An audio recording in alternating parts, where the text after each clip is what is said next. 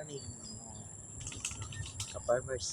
Karon ato ang bubuan ato ang tinanom gahapon para dili siya malaya sa atong mga kamote atong tanom. Sugda na itong tagdon naman na bubo para relasyon nang imo ginang alagaan, di ba? Ito pa imo bubog ko.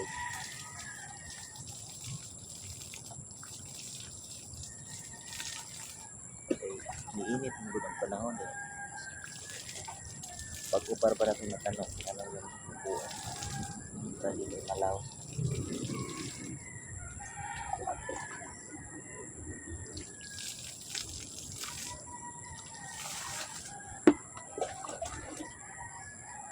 Basta kamote atong bubuan.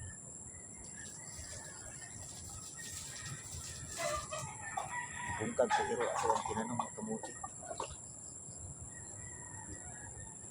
Kubkub ang plat.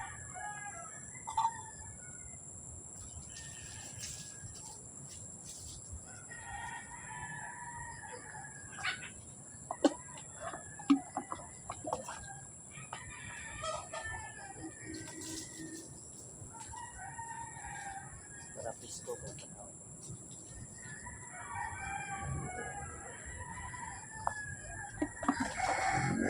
Paino na tubig para dili mga laos.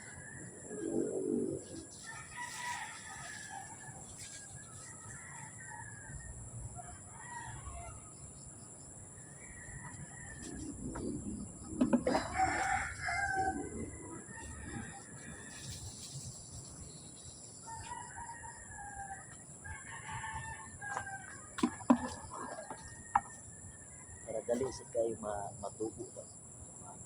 Kung kamote dali kayo nalingsing og dahon. Balik mo naman kusog sa init.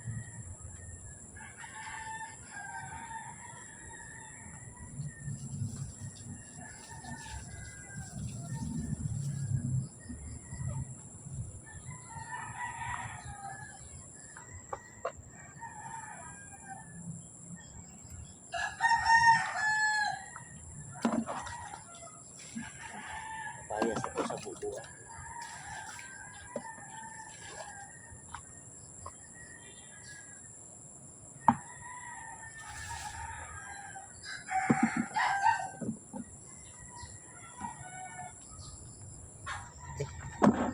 Mga ka-farmers, okay na. Nalipay na itong matanong. Pinakainom na silang tubig.